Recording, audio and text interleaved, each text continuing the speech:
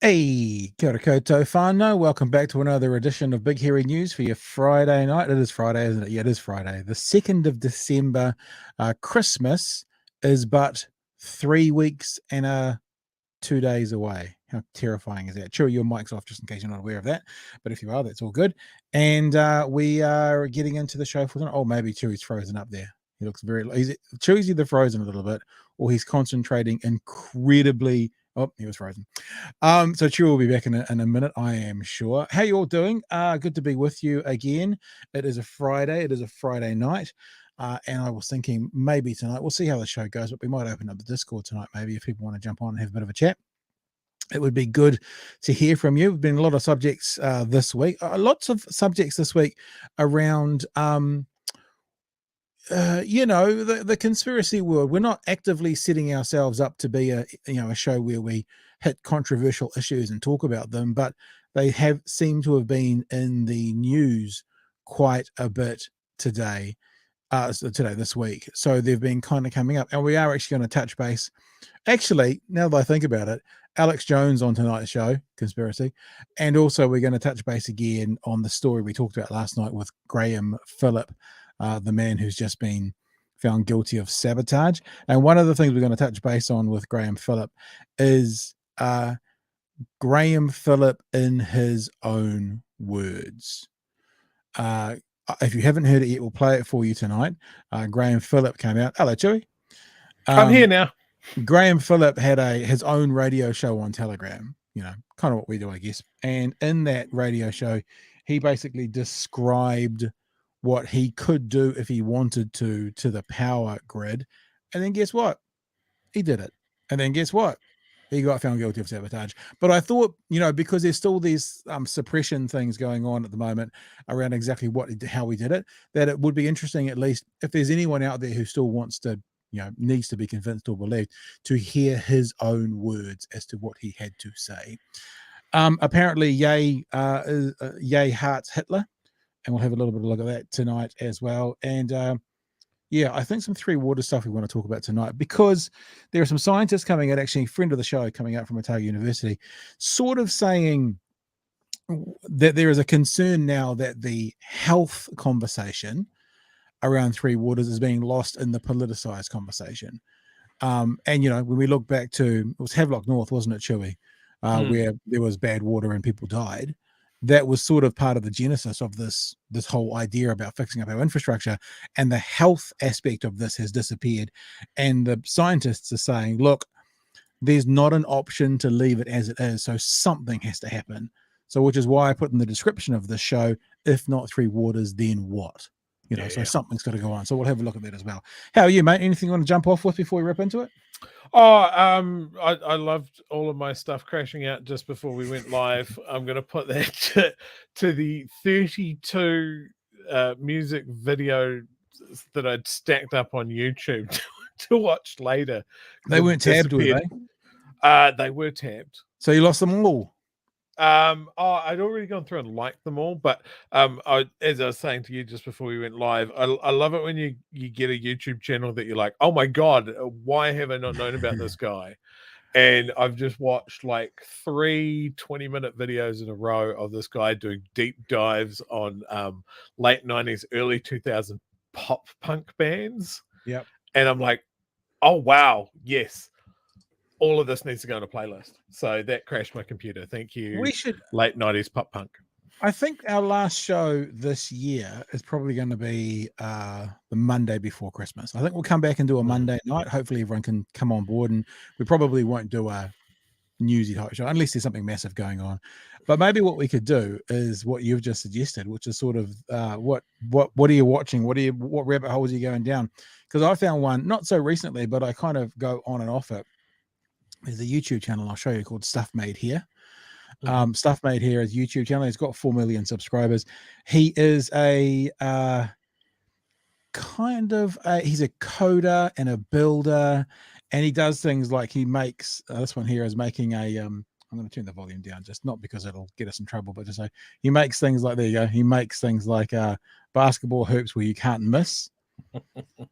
And he does it through coding and through like that, so you can jump it around it. And he this is what he does. He gives himself these challenges to do, and then what he does is he always hassles his wife, so he reprograms it so that you then can't hit it, and he lets his wife play with it when you can't hit it. He does this quite a lot.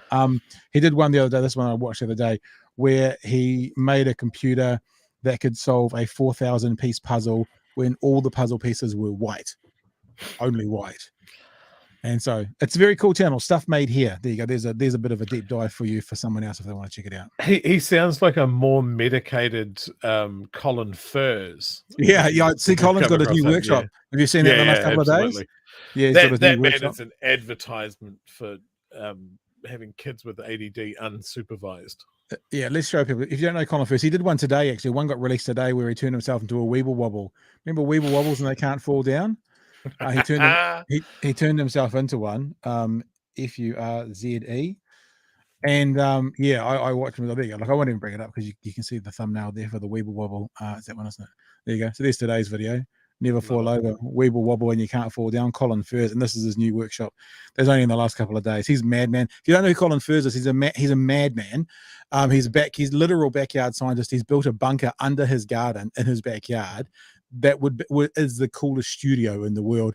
And then he's building tunnels to go from his bunker up into his house. He's just a madman. It's amazing. What it's very, better very thing good to do during a pandemic, though, right? Is tunnel underneath your entire property. Yeah. So anyway, maybe we'll do that. I think Christmas is a Sunday, which means the 26th is a Monday. So that means probably the 19th. The 19th is probably the last one for the year, probably. Unless something's happening in that week that we really need to get into it. But maybe we'll do that. We'll open up the old thing people call in on. Names just jumped out of my head. You know what it's called? A number Discord. Machine. The number machine Discord. And we'll see what people want to have a chat about. Do like an open line talk back on that Monday night or something. All right. Let's put that dog away. Put the bitch back in her box because she don't need to be here for the scary stuff. Let's talk about Three Waters, shall we? Let's talk about Three Waters. And there's a couple of things about Three Waters. There's a couple of angles for this today. The first angle is actually the Law Society has come out again talking about this entrenchment. Now, you and I talked about this on Tuesday night, Chewie. And I don't think it's that we had a disagreement on the idea of protecting water rights from being privatized, but I think we sat slightly differently on how it would happen. Like, I was thinking that this entrenchment wasn't a particularly good idea because then the next government would come in and entrench something that we don't like, etc., etc., etc. Whereas I think your policy, and correct me if I'm wrong, your idea was, this is needed infrastructure. This is an important asset. It's okay to do it for this. It wouldn't be constitutionally outside the realms of impossibility. Yeah. Is that a fair kind of between the two of us? Neither of us were saying pretty much. Yeah, and I think we were both agreeing that if we could protect waters to be non-privatized, it's a good thing. But I guess my thing was Three Waters. I don't think Three Waters is bad legislation, but it's certainly bad communication about the legislation. So it feels like they're trying to bring in another bad legislative move to cover a previous bad legislative decision. And I don't think that's the way to do it myself. But I think they've definitely lost control of the narrative around it now. So let's have a look at this. So we've heard from some professors and stuff speaking up this week, and now the Law Society has written to Nanaia Mahuta urging she drop the constitutionally objectable clause. Let's have a listen. Contentious since it first dropped. And somehow the government's managed to make it even more controversial. We don't want overseas companies taking their services. Cynical political spin. Last week, in the dead of night, as politicians debated screeds of legislation under urgency, Green MP Eugenie Sage put up an amendment to Three Waters.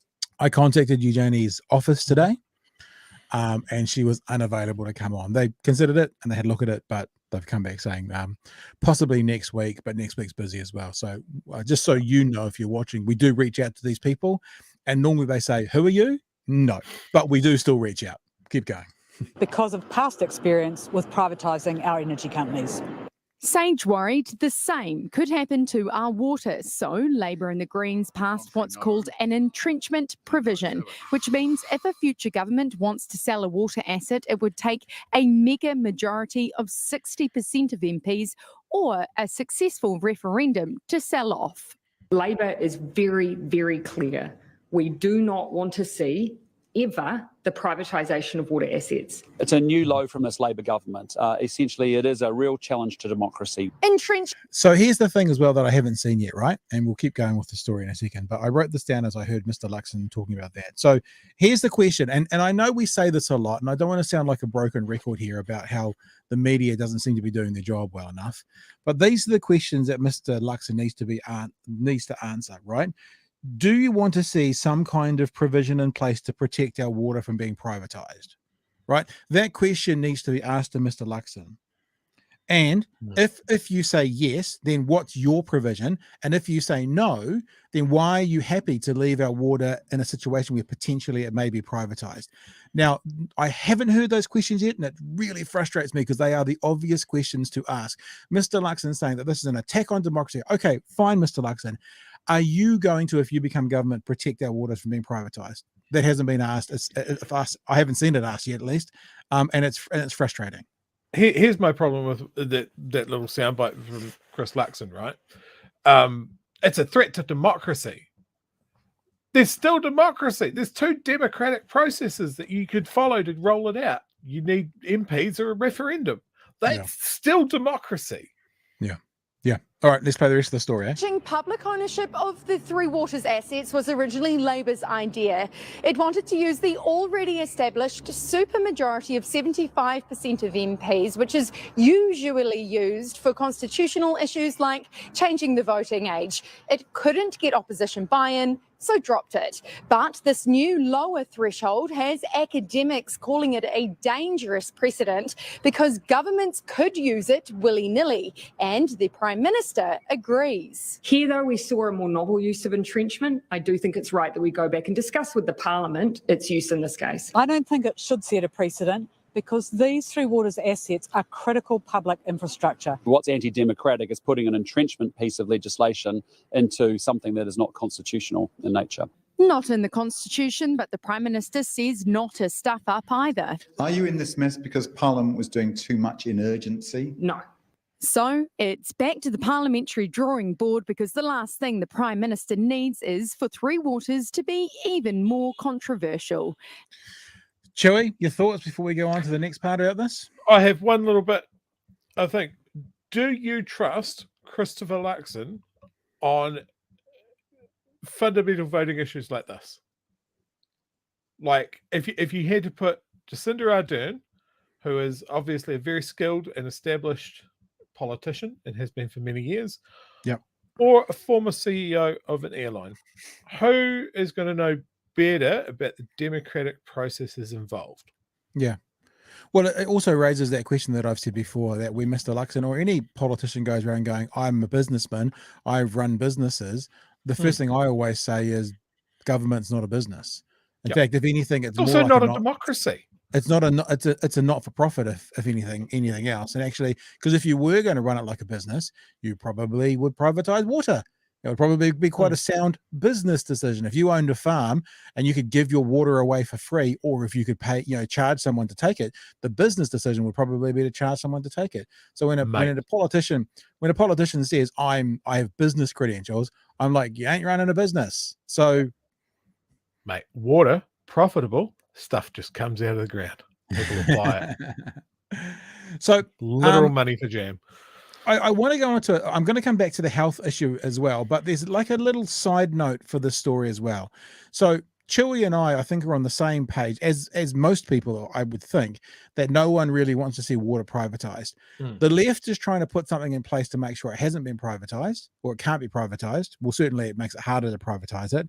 It's not going to get through. It's not going to be the final way they do it.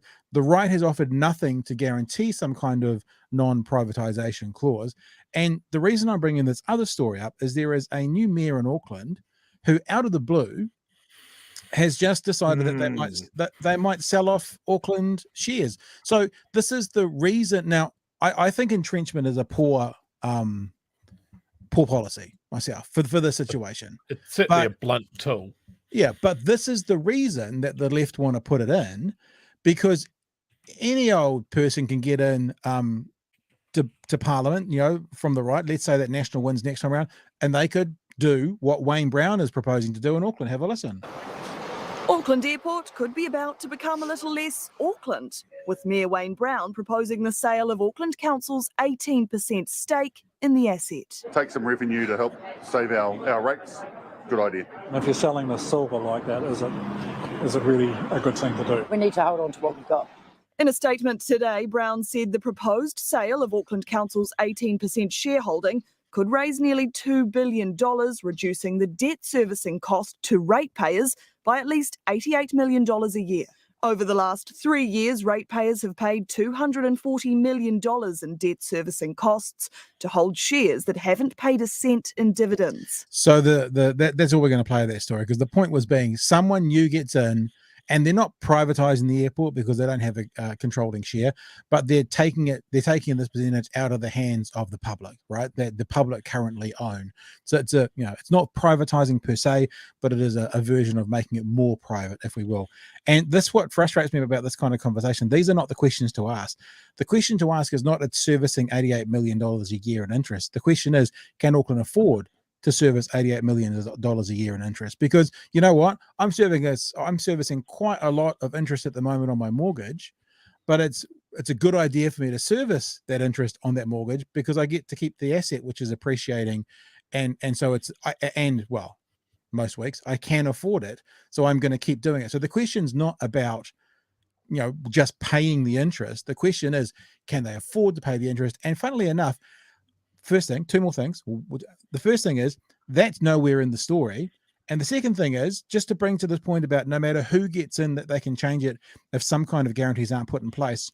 If you have a look at Wayne Brown's, what he's going to do, policies to make a difference, nowhere in there does it mention selling off Auckland's shares. Now, he was asked about it during the actual campaign, and he never said he'd guarantee he wouldn't do it. But actually, nowhere in his promises, what do you call it when you get given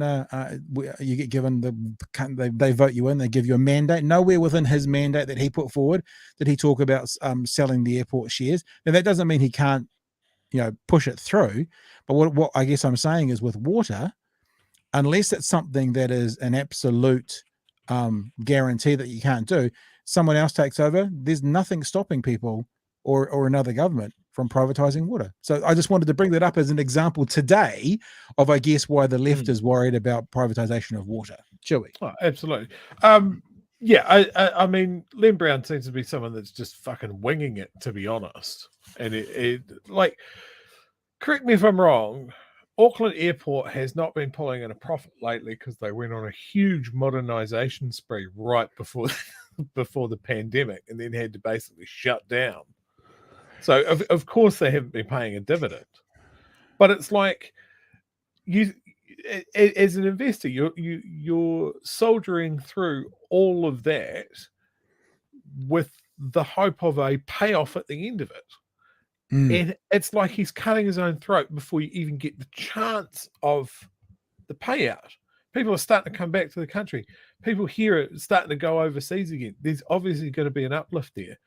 And he wants to offload it for the sugar hit because people's rates are high. Yeah. And then once that's gone, what are you going to do to offset the rents? You don't have the passive income from your investment. It's like these guys are supposed to be good at economics, and they never are. I'll be honest with you, right? And as a former talkback host on a fairly conservative radio network, the idea of privatization and selling assets was a common conversation. I'm always about what's the payoff for the sale. Like the last time we talked about selling off assets in New Zealand, they were talking about selling them off to refurbish hospitals and build some school buildings. And I was like, but hang on, what happens in 20 or 30 or 40 or 50 years from now when you need to refurbish hospitals again and build some more school rules? Then you've sold your asset. So in that instance, that wasn't worth selling the asset for. If we're honest, Chewie, most of us need to sell a house, if you're lucky enough to own one, to buy another house. In an ideal world, you'd keep that house, keep the asset, and borrow again. But economics doesn't always work out that way. Sometimes you need to sell something to get something else. So again, this privatization conversation for me is not about keep or sell. It's about what's the give and take. If you're going to sell an asset, what are you getting for it? If you're getting paint for the wall of a hospital and some prefabricated buildings for schools, well, then no, that would be borrow and keep your asset. So, for me, the conversation with Wayne Brown is not really even about the selling of the shares or not. I just wanted to use it because I don't know what the get is, but well, it's paying down debt. But then again, as I said, if Auckland can afford the $88 million, it's a stupid way of doing it. But for me, it was just a way of showing us that when a new team gets in, if it's not, and I'm going to use the word entrenched, not because I think the entrenchment legislation is good, but if it's not put in place in a way that can't be privatized, people can privatize it.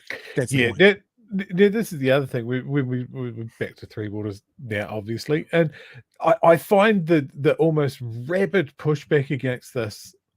We're defending democracy. It just seems awfully suspicious when it's an asset that has been monetized by people closely tied to the National Party in the past. Yeah. So I think so. Collins also came out in that story. Who was someone else running for mayor, and said this was an asset that used to belong to Manukau City Council, and Manukau City Council bought that into the new super city.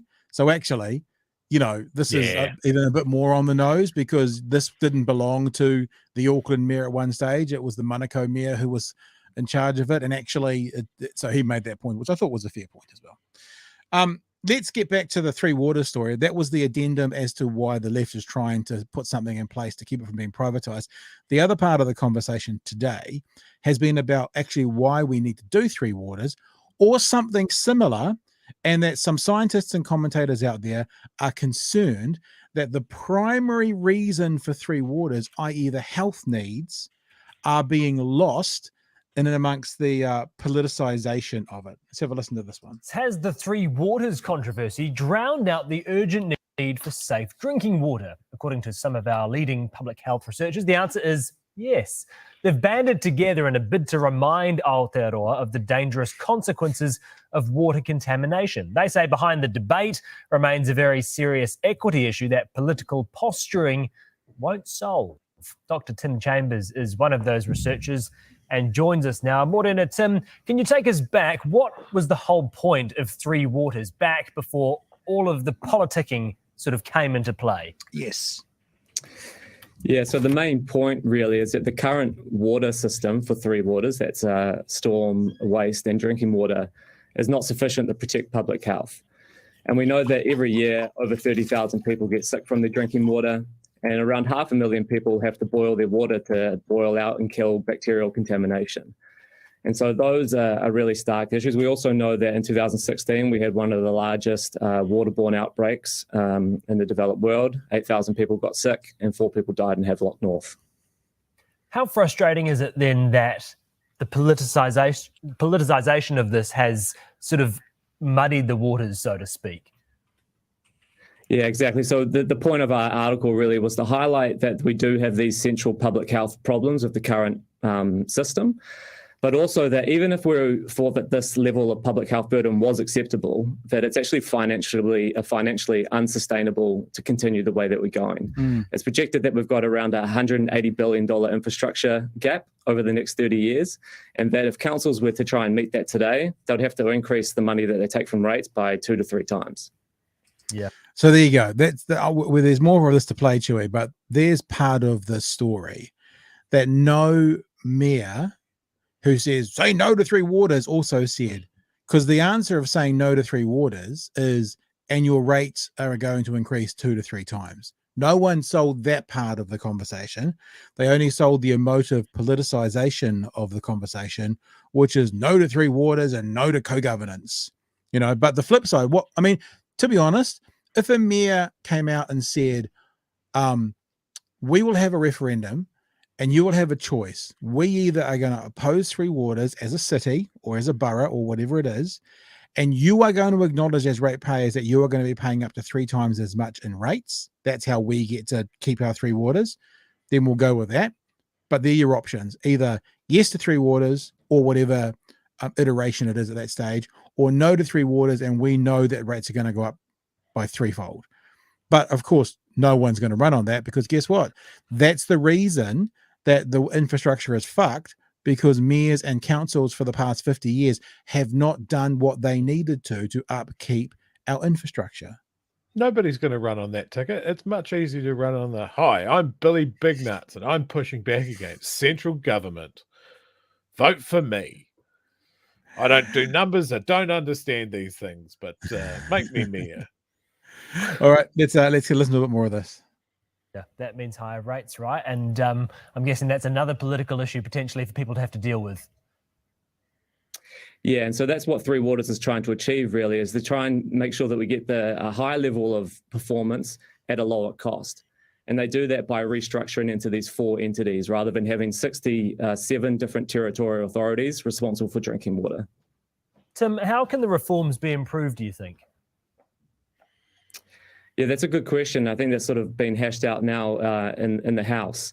But I think what we do need to focus on is that those are really the core elements there, is around protecting public health and making sure that we have a financially sustainable model going forward. And what would you like to see from the government going forward? Well, I think we would like to see actually more in the public discourse around focusing on how we're going to solve these major public health issues, and actually how are we going to finance the infrastructure deficit that we've got today. And on that, do you have some ideas about how that might be best to tackle that in terms of financing it? No, he's a scientist, for goodness sake, TVNZ. Proposals. I mean, the key let's do a cake store. Amalgamating all of these entities into into 4 entities. What you're essentially doing is how do we best solve the financial thing? It's called Three Waters. That's sort of how we do it. Money at lower interest rates, and they can make those major infrastructure upgrades that are required in order to protect public health. How frustrating is it then that you have instances like the other day when the government sort of misstepped, whether that was really at the crux of the issue, a really bad thing, but seen to be bad? How frustrating is it that sort of gets in the way of moving this process along as well? Yeah, and there are some other legitimate issues around privatization, for example, that do need further discussion. And, there are really good protections in the bill against privatization, and that, you need to have a referendum of the people within the entity. 75% or more people have to agree. The representative board has to agree, and all of the councils have to agree to privatization. And the intent of that government misstep, I guess, of the entrenchment is really just trying to hold politicians to the same level of protection as the public. There you go. And then I was doing other things at the same time, but if he didn't say it quite yet, he's going to say it the bit about the current system can't. This is a reality. Yeah, the current system can't stay because there's places, and I always talk about Gore, God love them, that need $50,000 per ratepayer over the next 10 years to get their infrastructure up. It's not possible just to leave it as it is. Right, some things have to change. People are saying no to Three Waters, so then the question is, okay, so then what?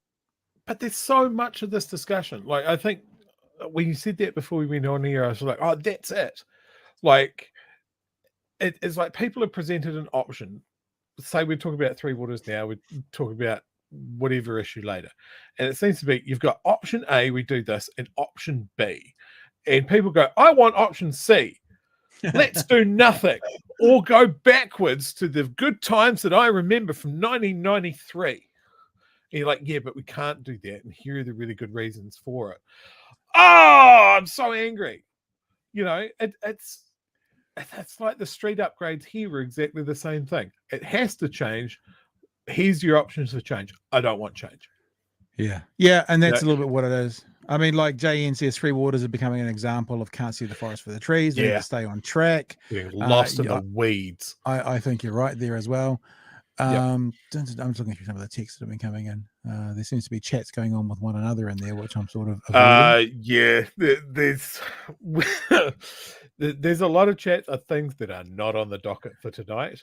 Well, that's And fine. I think some people think we can just pivot on a dime and start live investigating something. Well, we can pivot on a dime. I've seen some of the chat in there about because we've basically finished that conversation now about the earth. I've got no prep for the earthquake in Taupo, but And the that's the thing, reason neither of the us have reason looked at well the reason that kind of always speaks to me is, and I think I've told this story before, I was on air literally doing talkback when the first Christchurch earthquake happened.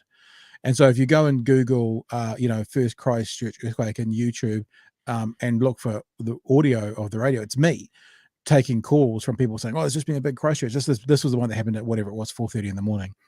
And then there's a bit where someone phones through at 5 in the morning and says, "Oh, some of the that was a text actually. Some of the shop fronts have come down," and you hear me saying, "Okay, we'll just and Chewie, I haven't changed." I said, "Okay, so this is unconfirmed reports, so we won't state that as if it's fact yet, but we're getting unconfirmed reports that." And then I had another caller come in, and then some confirmation came in. I said, "Okay, we can confirm that now that there looks to be damage to the buildings, etc., etc., etc." So, I'm going to go yeah. for the cheap shot here, Pat. Go on I'm then. imagining you in a studio. There's just been an earthquake that you felt, and you go, "There's unconfirmed reports of an earthquake." I need someone to call up now and tell me that actually happened. No, I'd go, "Shit, I felt something." Did you? But no. just to highlight what's going on in the chat and what I'm kind of referencing. And look, I was a little bit cheap in the chat replying back to him. But yeah, one of our chat followers here, conspiracy realist, animals are acting nuts, earthquakes all the time, and volcanoes are going off. How is this normal? Some references to the shakes under Lake Taupo at the moment. I will have a look at it.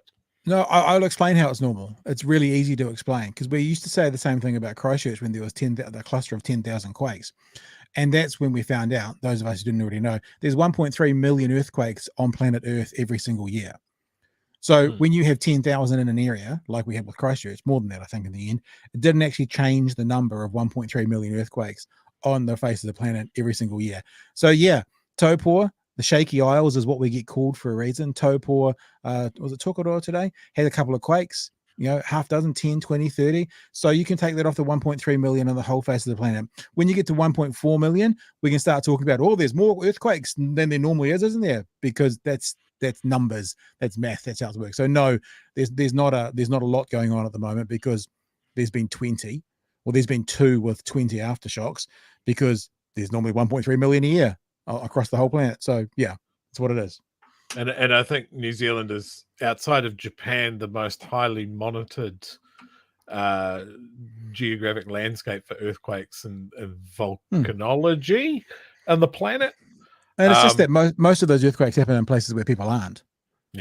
Like around the world, 1.3 around the world. So no, there's not a lot. I mean, there's some earthquakes in the central North Island at the moment.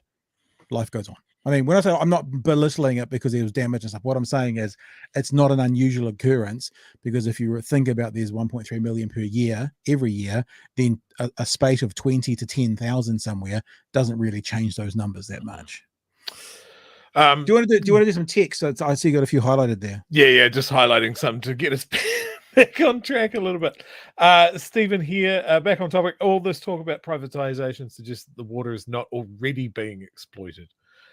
Would Three Waters offer a path back to that?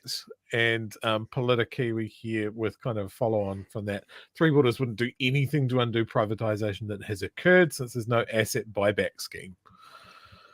So yeah, I mean, we talk about the bottling plants and what was it? Was it a Chinese company that bought an old freezing works in Christchurch just to get to the bore water that it was licensed to take out, and just turned it into a bottling plant sort of thing, and sending millions and millions of liters overseas just because you can put New Zealand artisanal water. What is it? Artisanal? You've got me saying that. Not now. artisanal. Artisanal?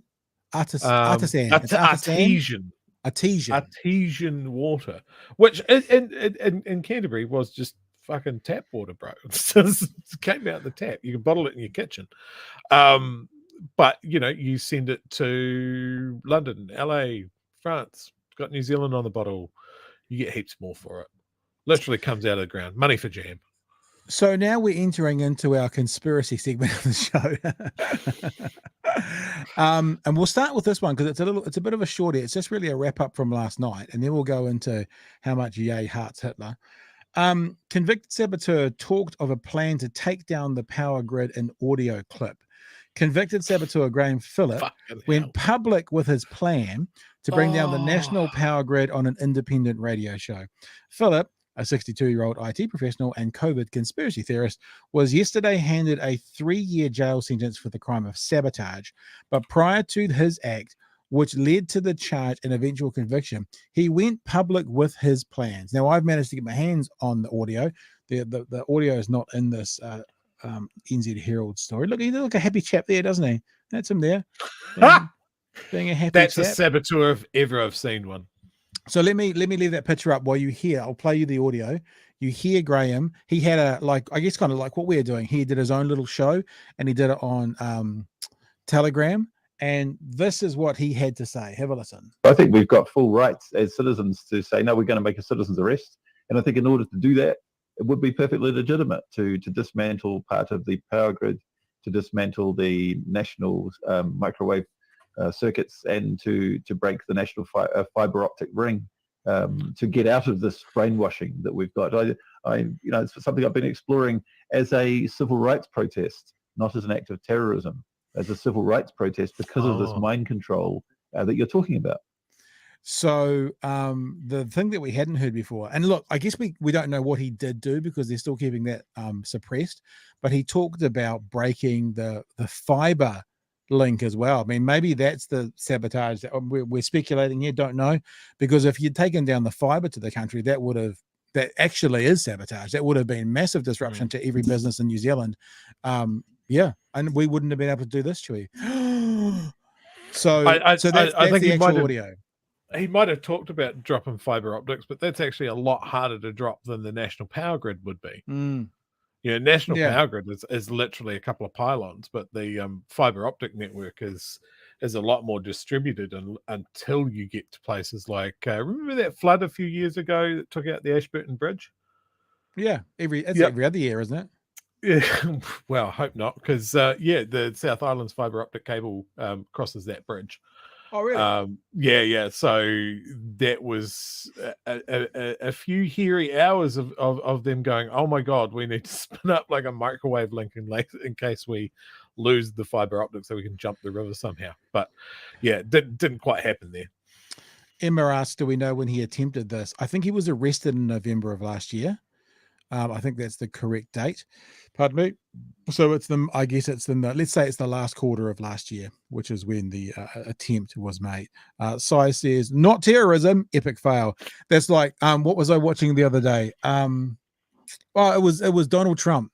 Donald Trump talking about we're going to move into Kanye at the moment, talking about his conversation in his dinner, the white supremacist dinner with Kanye. And he said in a message on whatever his stupid social media is called, Kanye said nothing, there was no anti-Semitism. And I'm like, if you have to say it, like Trump actually, I was going to say tweeted, he truthed, whatever it's called, that there was no anti-Semitism from Kanye in his meeting. If you've got it, it's like saying, it's worse than, but it's like saying, I'm not racist, so if you have to say it's not terrorism, then, don't you? I mean, I like how naturally and organic that came out. We had a lovely dinner, and let me tell you, there was no anti-Semitism discussed. It's like normal people don't need to say stuff like that. Yeah, I'm going to have a look and see if I can find the actual. As far as this guy literally getting on his own radio show, podcast, whatever, and outlining his genius masterstroke plan in a way that's easily referenced, has that big I remember from The Simpsons, and it had like the bully and his 3 mates or whatever filming their crime spree, and the guy says, filming this crime spree is the best idea we've ever had. It's like an orgy of evidence. Yeah. So when someone says, it's not terrorism, it's civil rights, you're like, well, You know, I'm if you're saying definitely not doing a terrorism. That's something that No, brown I'm not- people do. I'm not doing a terrorism. I'm doing good old European protest. Yeah. Yeah. I thought because we're just playing stuff off my my audio cut, maybe I could play this just for remembrance' sake. Not this is actually quite a good response. So it's not terrorism. You go like this. Are you serious? Someone said to me the other day that I should be playing this more, and I'll play it again now. Just because I got my cart wall open, I'll play this one. Remember this one? It's all the greatest hits. And the third thing I'd say to you is we just clearly haven't got the appropriate consequences in place for serious offending, like we're seeing here as well. There has to be consequences, youth offending consequences. We know where the consequences of this actually is for them for the rest of their life. You know, really, it's about making sure we've got appropriate consequences. No consequences. We have to have consequences. Consequences as a result. Consequences of crime. Consequences. Clear set of consequences, and that's what we're saying here, to just enforce some consequences and actually make sure you know where your young person is and that you're actually getting them to school. I haven't been assigned a young person. I don't know where my young person is. From memory, that was from 9 minutes of a media scrum. From memory, 9 minutes, I think. I'll go look at that up. How many times do you need to hear a word in a row said normally before it sounds weird or it loses all meaning? Because we blew through that. It's like a blue shift. Should we talk about Ye? Yeah, let's talk about Ye. This is the thing, right? First of all, I saw the shoe designs was the first sign that something wasn't quite right with that man. When Alex Jones is the most sensible person in the room, then what is going on? You and he wasn't sensible, but when he's the one closest to reality, then you know some shit's going on. So you've probably heard the headlines. If you haven't heard the audio, I've got some of it for you now. This is Kanye West on Alex Jones's show, praising Hitler. Here's a story about it, first of all. But this guy, conspiracy theorist Alex Jones invited Kanye West onto his program. He's the one with the covered face. And the conversation was as offensive and harmful as you might expect. You're not a Nazi. You don't deserve to be called that and demonized. I see good things about Hitler also.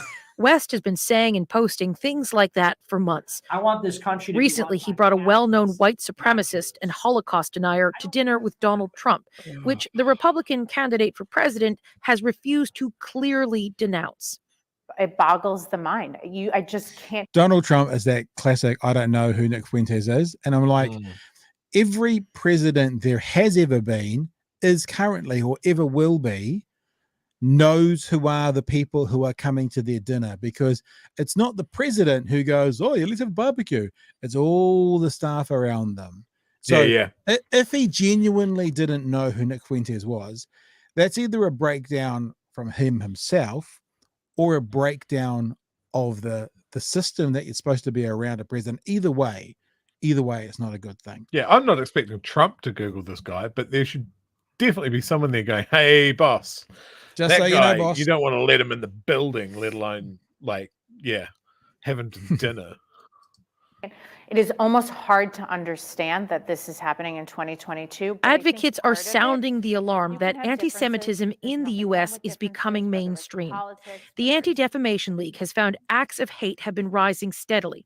Last year, it tracked 2,717 anti-Semitic incidents throughout the United States, making it the highest number on record since ADL began tracking anti-Semitic incidents in 1979. We're definitely on track to be probably around what 2021 was, possibly even higher. It has certainly not gone down. Would you say there's been a normalization of anti-Semitism? Not only normalizing it, but also the fact that increasingly it's become socially acceptable. Dr. Peter Hotez requires security when speaking in public. As a vaccine developer, he's been inundated with anti-Semitic threats based on COVID conspiracy theories that try to blame the Jewish community for the pandemic. People need to understand why anti-Semitic rhetoric and anti-Semitic targeting is so dangerous, and its legacy, of course, with the most dramatic version being what happened in the Holocaust. In its latest domestic threat assessment, the Department of Homeland Security says the Jewish community is among several groups at risk of being targeted. The U.S. will remain in a heightened threat environment until at least next May. Katie Simpson, CBC News, Washington. Now, as always happens, Chewie, and I don't have the full interview. Normally what I would do is get the full interview and cut up bits myself. But I did find a clip that has a little bit more of the commentary in it from these two guys. So I think I'll play this as well. Now, you have to listen carefully because Alex Jones says something about Hitler and Kanye says, I like Hitler. Now, it's quite soft. It's in the background, but he definitely says it. And this is the headline of the story. So it's quite near the start. Listen out and you'll hear, if you listen carefully, Kanye talking about how I like Hitler. Well, he wasn't saying how I like Hitler. He was talking about himself. Let's not cut that off the audio. Here we go. There's a warning. Do I round up Jews in Nazi Germany? Do I get love then? Schwarzenegger said he loved Hitler. They gave him an award. I'm just saying, I don't like Nazis, and I don't like what some of the mafias are doing either. I like Hitler. That's right. You're not Hitler. You're not a Nazi. You don't deserve to be called that and demonized. Well, I see good things about Hitler also. I love everyone, and Jewish people are not going to tell me you can love us. You can't say out loud that this person ever did anything good. And I'm done with that. I'm done with the classifications. Every human being has something of value that they brought to the table, especially Hitler. Not even including from not Hitler. Yeah, not even including Hitler. Not like sometimes religious people might say, everyone can be redeemed or whatever, but they don't typically go, see that murder? They are especially good in their eyes. Now, there's been reports, and I will say reports rather than it's confirmed because we don't know, that these views that Kanye West is espousing, he has held for a very long time. People who have known him for a very long time have said these are not new views coming from Kanye West, but they are saying they're new public views coming from Kanye West. I have an issue when it comes to Kanye. Like, the dude's very troubled. I think there's mental health issues there. If you know a little bit about, the death of his mother affected him massively. He's been caught up with some of the most toxic people on the planet, and they're just circling this guy to fucking weaponize someone that has his sort of, I guess, recognition. Yep, they're using him. He's massively being used, and there's nobody in a circle that seems to be able to crack that and get him out of it. It is incredibly frustrating, and it's really, really sad to watch that this is just it's mental illness gone fucking wild and weaponized for somebody else's benefit, for somebody else's movement. Yeah, I mean, Nick Fuentes is now using Kanye West to get in front of people like Alex Jones and all these people to then espouse his views. Never would have got because they were over in the kooks part of the internet. Yep, where nobody ever went, and now he's got even if you went back a couple of years and go, oh, Kanye will be on Alex Jones's show, you go, the fuck he will. It's bizarro land. What the hell is going on? But yeah, I mean, I was watching that in the discussion about how anti-Semitic attacks and stuff were going up, and I was like, well, look at the time. It is almost the 30s again. We just don't learn. As a society, we don't learn. Yeah, it's funny. I said the other night, I'm not sure whether it was with you, Chewie, or someone else, but I've just finished tonight actually watching the German-made version of All Quiet on the Western Front. Now, All Quiet on the Western Front is a German. Muster up to watching that. Well, it's a German book, but the Americans made a version of it, and it was. I mean, I haven't watched the American version, which I think was it the 60s? Anyway, might even been earlier than that. Yeah, but much earlier. A lot, 30s, maybe even 30s, something like that. From a long time ago. I haven't watched it for a long time, but as always happens in American movies, you do get this kind of rah kind of, of patriotism, that kind, even though they're telling the story, a German story.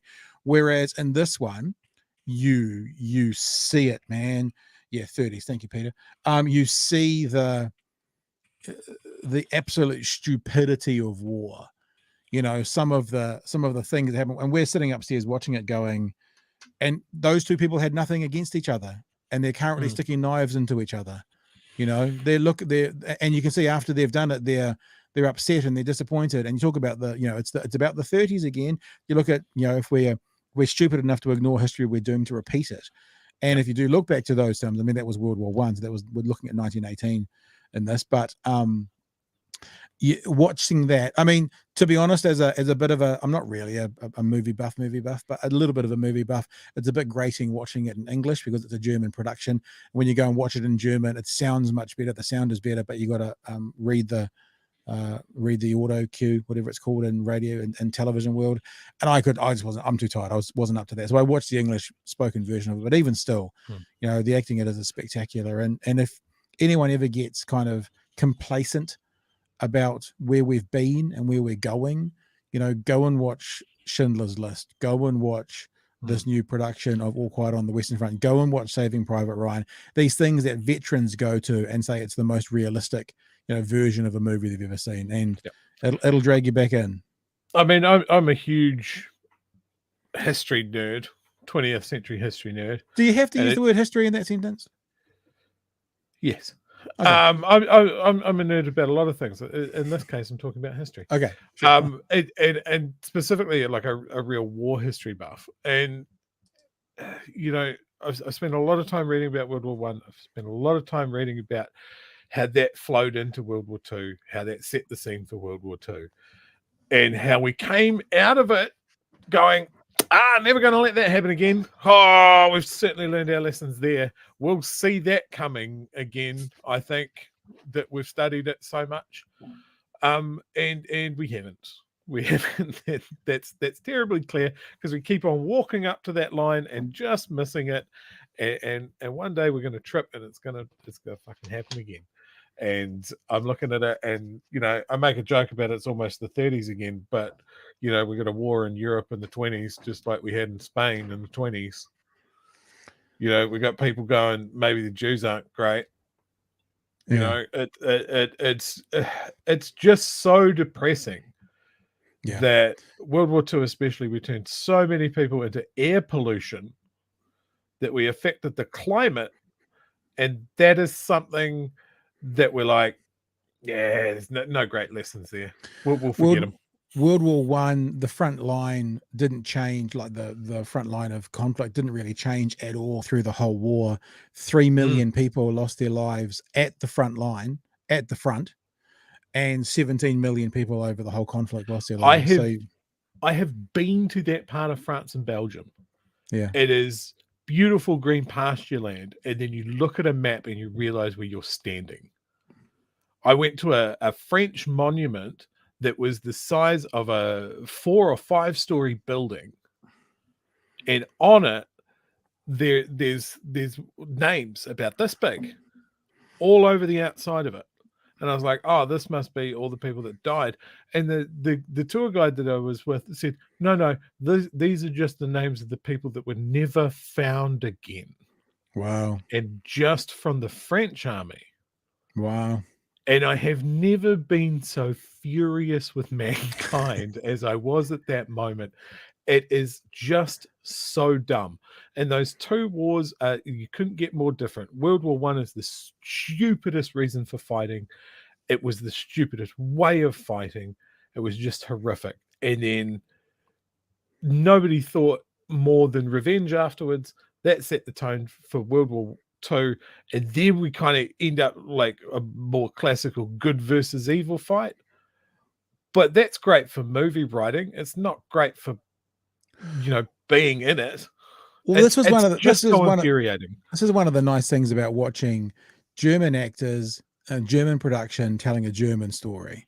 It's not and look, I'm not saying it's still not on some level Hollywoodified, because all movies are, but it was just quite nice to watch Like I like Brad Pitt, but it wasn't Pitt's head popping out of a tank. You know, I like the movie Fury. I like it actually. I love that but movie. Yeah, but you know what I mean? It's good. People should watch it. Or it's on Netflix now at the moment. You say you're working your way up to it, Chewie. Good luck, mate. I'll see that. So I know like World War One makes me angry. Yeah. And it's one that I know I need to be in the right headspace to watch. Well, the thing is, right, dude. I mean, I don't want to draw a parallel between what we talked about the other night and the anti-vaxxers, but there is this parallel. It might be tenuous, and I'm not doing this in a disrespectful way to those who fought and died in wars, but there is this parallel at the end of this movie.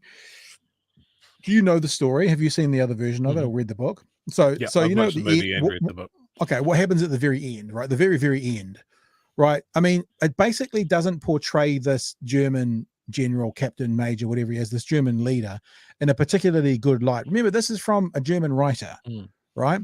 And it portrays this guy as a vindictive, power hungry, you know, couldn't care less about human life, and sending the boys out, 15 minutes before the end of the war.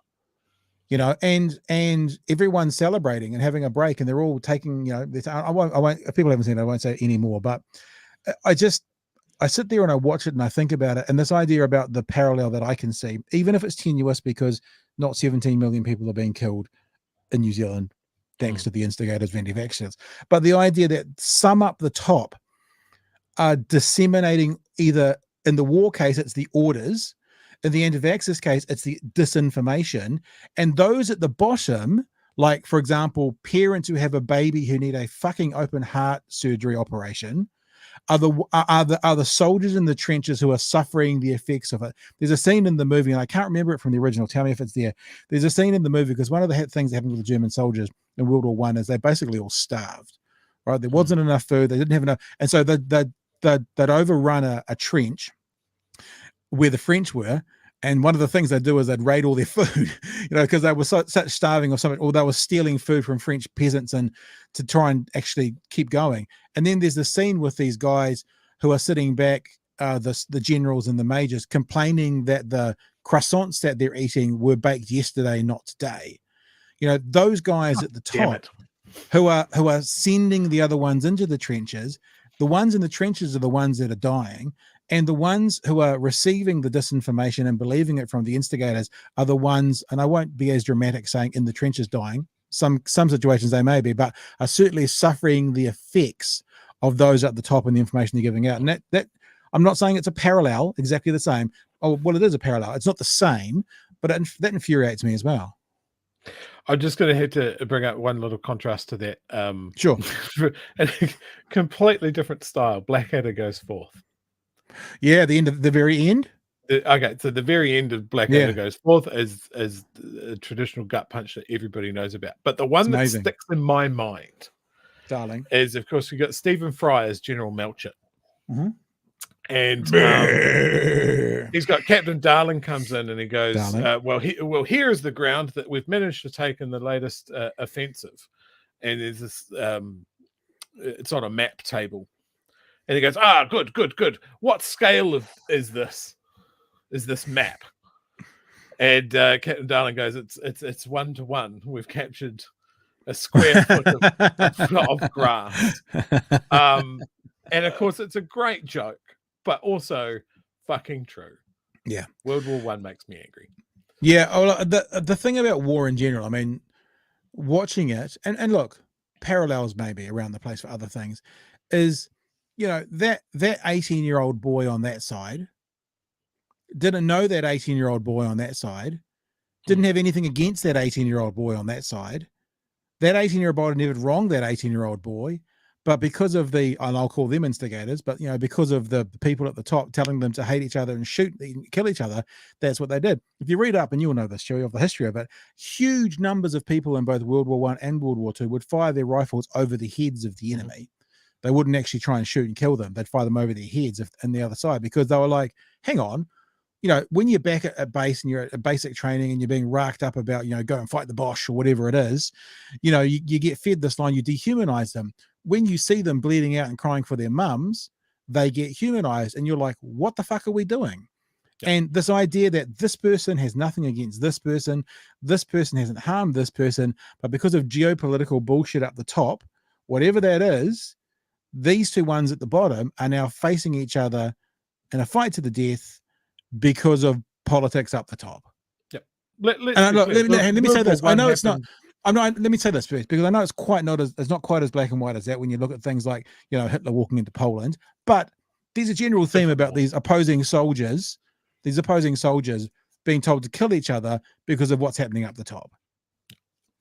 Let's just also remember with World War One. Again, I'm loving this tangent, by the way.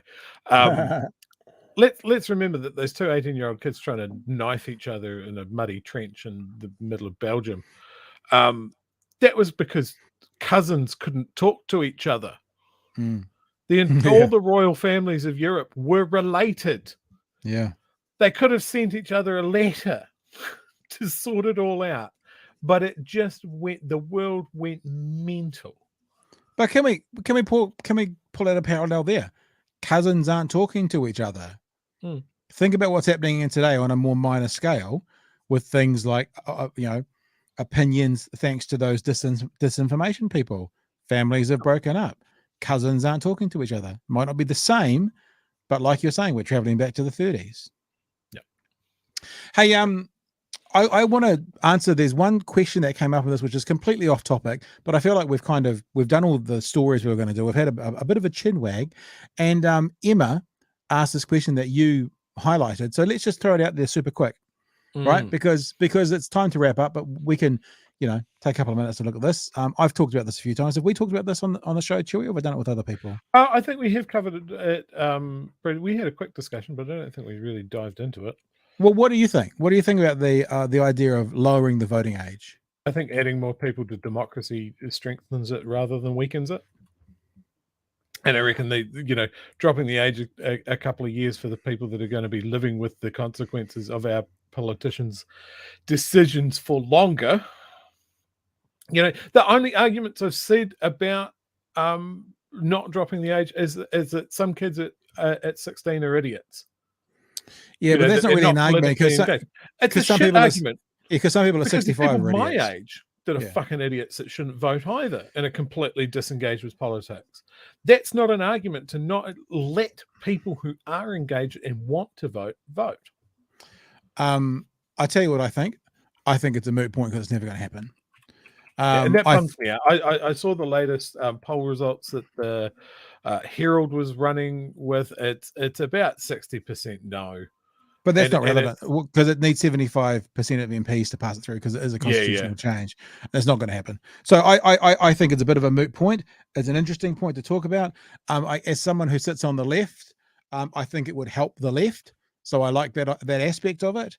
But I don't think it's going to happen because ACT and National won't vote for it, because I actually think genuinely they know it would help the left. And I know people are going to go, well, there's lots of people who vote for National who are 17 or vote after their mums and dads. That's true, but I think it would be very easy, and I think it would be very clear to show a swing to the left out of 16 and 17 and 18-year-olds, because that's more likely, not entirely, but more likely where the youth vote, because it's all about the heart, and it's all about climate change, and it's all about issues that sit more comfortably on the left than the right. I'd have more respect for ACT, just a little bit, and probably very transitory. Surely it should be in their wheelhouse to allow more people to vote. Being a libertarian, nominally libertarian party, and again, they're letting the mask slip, and they're like, well, there's no benefit to us. Yeah. I mean, I identified with some libertarian ideals when I was probably about that age, before my history teacher radicalized me. Those woke lefty teachers. His name. Oh no, he's the one. He's the first person that really linked all of these historical things that I was interested in that age together with a piece of string. He goes, well, if you want to understand the Cold War, well, we've got to start in 1909. And I was like, I'm sorry, what? So great history teacher, but he radicalized me and made me a socialist. So yeah, I mean, I'm not anti the idea of lowering the voting age. I don't think it's going to happen. So I think it's kind of a moot point. To be honest, I kind of operate like this, Chewie. I fill my head with a lot of things.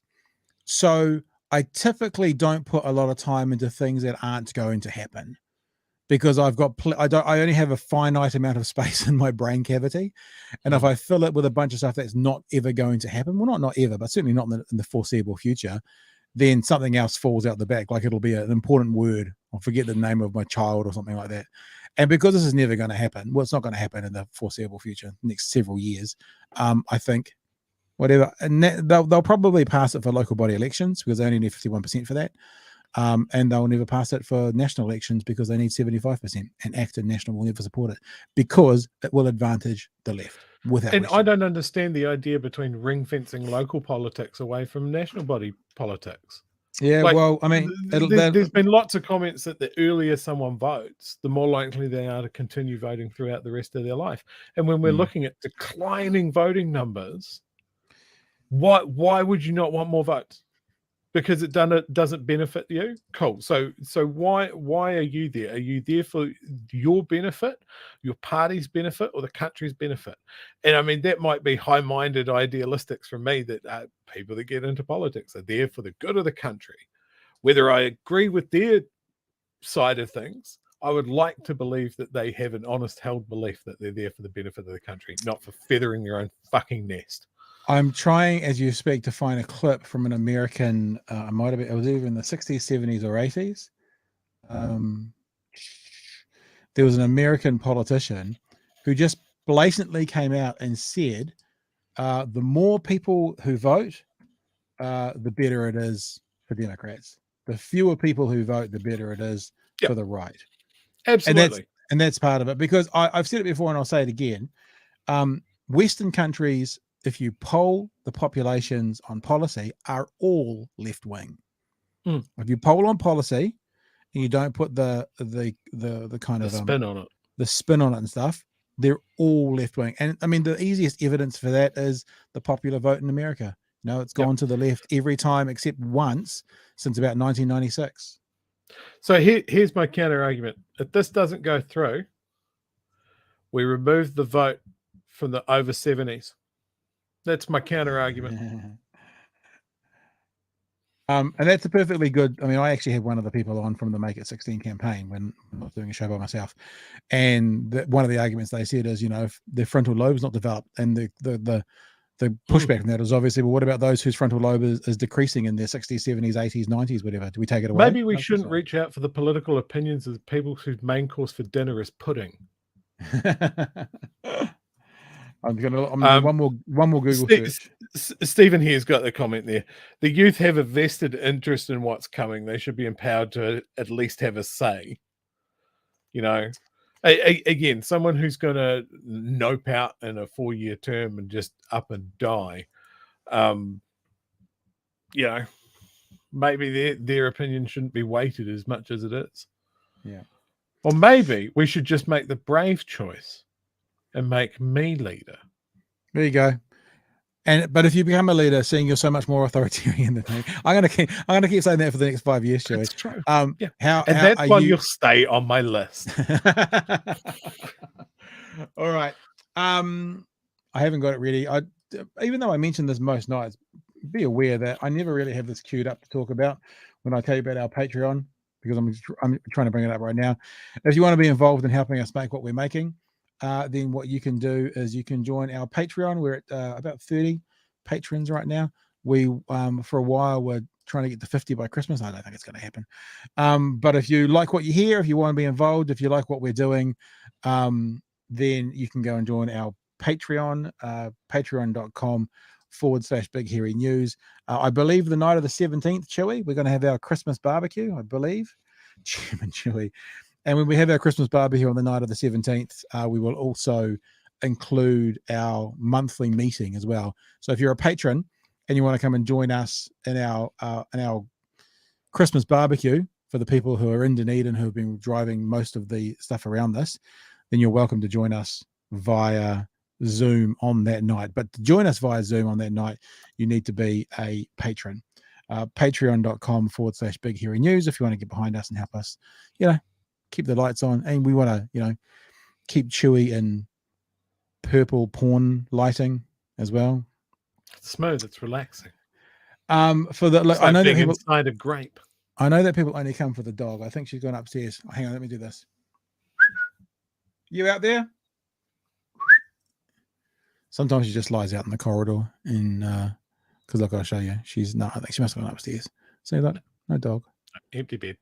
Empty bed. As Politicking says, we need to nationalise Nala. So I'm sorry. Water infrastructure. I'm sorry, people who love her too much, more than us, and the only reason you're here, she's snobbed us off tonight.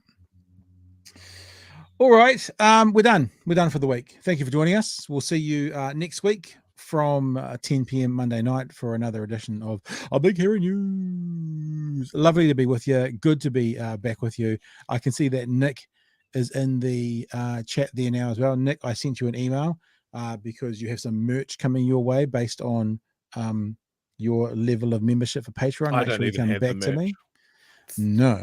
Furious. So make sure you respond to the message if you haven't done so already, Nick, and we'll get some merch out to you.